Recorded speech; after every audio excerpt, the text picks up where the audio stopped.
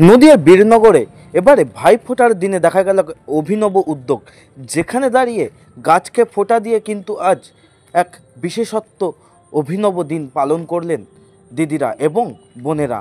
যেখানে ভাইফোঁটার দিনে বোনেরা ভাইকে ফোঁটা দেবে এবং মঙ্গল কামনা করবে ভাইয়ের, সেখানে দাঁড়িয়ে বীরনগরে প্রতিটা গাছকে ফোঁটা দিয়ে এবং মিষ্টি খাইয়ে কিন্তু আজ এক অভিনব উদ্যোগ নিল দিদিরা ও বোনেরা। এবং গাছের যে মঙ্গল কামনা এবং পরিবেশ বান্ধবের যে মঙ্গল কামনা, সেই পরিবেশ বান্ধবের কিন্তু এক মঙ্গল কামনা করলেন এলাকার দিদিরা এবং বোনেরা। আর সেই অভিনব উদ্যোগই কিন্তু উঠে এলো আমাদের ক্যামেরায়, এবং এলাকার মা বা বোনেরা বা দিদিরা কি জানাচ্ছেন শুনে নেব তাদের মুখ থেকেই, নদিয়া থেকে। আর সেই ছবি উঠে এলো একেবারে আমাদের ক্যামেরায়।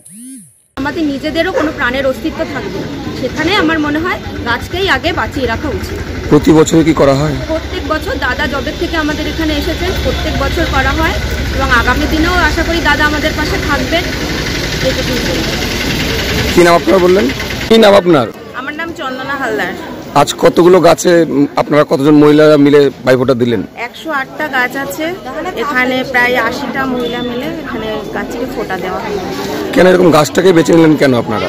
গাছ আমাদের পরম বন্ধু, এর জন্য আমরা গাছটাকেই বেছে নিয়েছি। কতক্ষণ কখন শুরু করলেন আপনারা? আমরা সকাল 8টা থেকে শুরু করেছি। ভাইকে তো আপনারা বিভিন্ন মিষ্টি দিয়ে দেন, গাছকে কত? আমরা মিষ্টি, তারপর ধান, দুব্বো, চন্দনের ফোঁটা দিয়ে যেভাবে দেওয়া হয় সেভাবেই আমরা গাছকে ফোঁটা দিয়েছি। আগামী দিনে কি এরকম ইচ্ছে রয়েছে? হ্যাঁ, আগামী দিনে আরো ভালো করার প্রচেষ্টা রয়েছে। কি নাম আপনার? চন্দনা হালদার। দাদা কি নাম আপনার? আমার নাম মিন্টু দে। আজ সকাল থেকে দেখা যাচ্ছে মহিলাদের রাস্তার পাশে দাঁড়িয়ে গাছকে ফোঁটা দিচ্ছেন।